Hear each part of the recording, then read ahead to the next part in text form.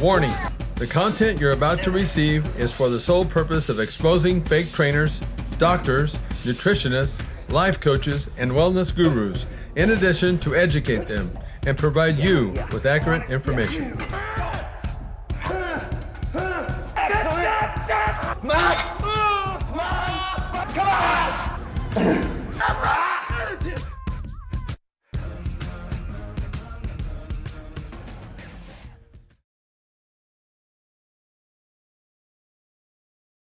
You know, I've been in the personal training business for a long time. I've trained all kinds of walks of life, trained all kinds of individuals. I've trained athletes, I've trained people who have been in accidents, and so I've really learned a lot about human nature, kind of good and bad. You know, my whole objective now, and it has been forever, is to teach people. I like to train them. I like to, as a trainer, my goal was to get people in the best shapes of their lives, and it still is to that day. It's a real challenge to do that with some people, because some just don't want to. Some people you just can't reach. But what I'm fascinated with are those people that seem to just keep they just keep living their life, and sort of on their terms. And look, we're going to have stuff that goes haywire. It's not always going to be a good thing. Life is up and down, and we're going to be faced with a lot of challenges. One of my personal challenges was I had 3 strokes 6.5 years ago, paralyzed me, which was really mind-blowing because I've been in the personal training business forever. But still, if it hadn't been for my sport, I'm trying to tie in now to, this is Kasey we're going to talk to, and I'm trying to tie into my sport and show the correlation with people that are now not 19 years of age. I mean, if you want to say what your age is, Kasey, you can, but I want to show in this interview with Kasey how, Kasey's a mom of 2 children, believe it or not, and they're up there like high schoolers. And one of them. Yeah, one of them. And I tell you, it's an amazing thing when you start seeing people that are, they're not 19 or 20 years of age and still look as good as you do. Thank you. And so my question to you is this, and what we're trying to do here in this interview is show that there are no excuses, there are very few excuses as to why that you should not be. Listen, we're not saying that you need to be in great shape, because there's a lot of ways to be in shape, and that's being healthy too. Okay, I'm not sitting here saying that you need to, look as good as you do, but something, if you're that person that looks healthy and you're really taking care of yourself, you're doing something to do that. It's just not happening. Okay, so you're a mom of 2 children. Mom of 2. Mom of 2. So when did you start exercising? Because you're in great shape now. Do you mind telling the viewers out there how old you are? I'm 38. 38? Yeah. Wow. Thanks, Leo. Unbelievable. No, I mean that in a good way. Okay. That was my compliment to you.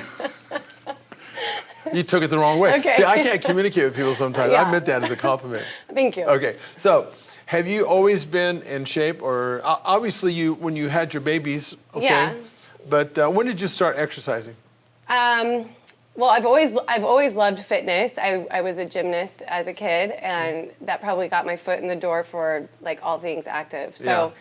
And then played a little bit of sports in high school. And then, I don't know, I just took the initiative as like a college student to work out and just try different things. So it's kind of been, I can't say I've been consistent my whole life. I would even say like during my pregnancies, I didn't do anything. Well, I think that's important for people to know. I wish I could go back. Well, and I think that's this is the kind of stuff that needs to be said. Yeah. Because look, when I was bodybuilding, people thought, oh, I can't eat clean all the time. We didn't. Yeah. We didn't.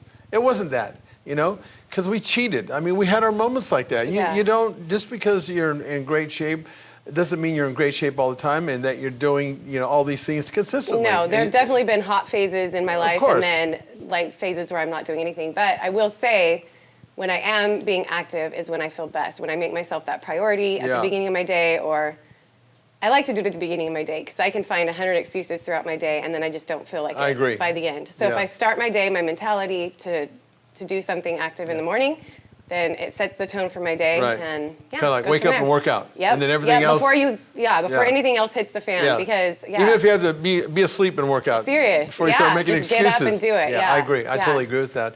So then have you ever had a weight problem?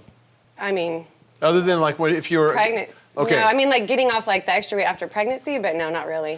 Were you one of those moms, because I heard this before, moms, I noticed when moms get pregnant, all of a sudden I'm not saying all of them, Yeah. but some of them, it's just an excuse for it. I heard the expression years ago, not eating for two. Well, I've seen some that are eating for four, because they take that mindset. Yeah. You know, No, that really wasn't my mindset when I was pregnant, but I will say like I've noticed metabolism changes like at the age I'm at now. Yeah. Like I have to be a little bit more conscientious of what I eat and the activities that I do because it's not as easy as it was in my 20s. Yeah. So how much weight did you gain with the highest that you were? I don't know how much I weigh. I think I gained 35 pounds. So then after you have the baby, now like 10 pounds of that is baby? Oh, no, more than that More because than you that? have like the water and the baby. I've been a woman, I don't know. Yeah. You have to tell me. Well, I don't know exact numbers, but So like a lot of it after you had your at the delivery. after you had your babies, okay. So then I would think that obviously your focus and emphasis was on your kid. Yeah. Okay, at right. that point. So how long was it before you actually started working out again yourself? In other words, did you after you had your kids, it was just like, oh, it's all my kids, I'm not gonna do anything, or did you already start coming back and doing something, whether it be walking or anything? It was different for both pregnancies, actually. My first one, I had health issues after, blood clots in my legs, so like I was really limited physically. So, but the second one is, the mom thing, it's tough. I mean, you're exhausted if you're up with the baby in the night and stuff like that. So just trying to find that time, I get it. But if you could do anything like while they nap or whatever, just to. Is that what you did? That's Yes, what I want to know because we have to make But people. I wasn't going to a gym. Okay. I didn't have the money to do that. Yeah. So what did you do? Tell people, because we're trying to find like out. simple things at home. Like I would watch videos. So things in my living room, things that I could do. I had weights and.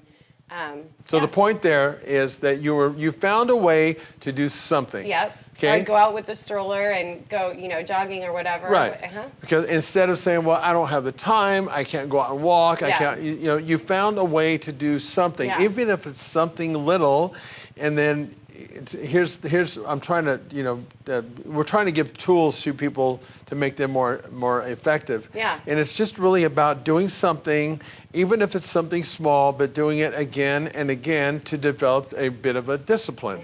Mm-hmm. You have to do that. And if you get in with the mindset, well, you're all in, sometimes it's too soon. It's too overwhelming. I could understand why some people don't do it. It's like, oh my God. At one point, I was 80 pounds overweight. And I still remember the mindset thinking, oh my God, I can never, this is too overwhelming. And I was like protesting. This is after me being in the bodybuilding. After I got out of the sport, I was burned out, and I got 80 pounds overweight. And now one day I looked in the mirror and I thought, oh my.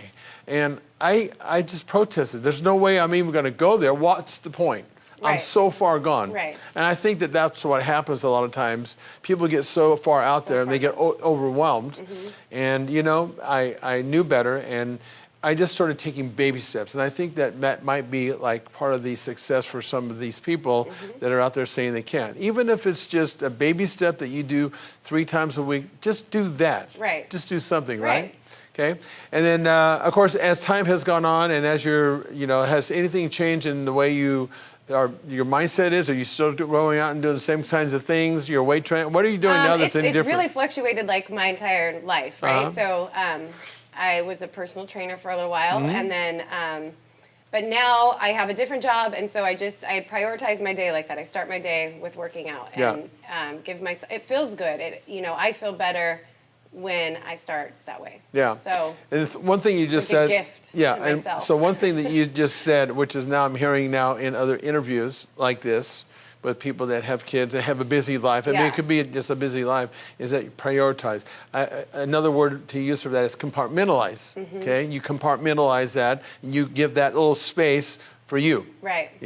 And I think that one of the keys here also is that you do that and again, we all have our ways to get to the end result, but what you're saying and what I do too is I get up before everybody else gets up, and I take that space there. That way I don't impact their lives. Right. Because it's not fair to them if you're all consumed and they're and like I feel collateral. Like if you let the day decide if you're going to work out, everything's going to be against you. Good. So Then, if you just do it before, everything hits you. this is a woman right here, and Right she's a good example of somebody who's she's taking her life, and you're taking control of it, and letting life control Right. you. That's a small but major distinction. Okay.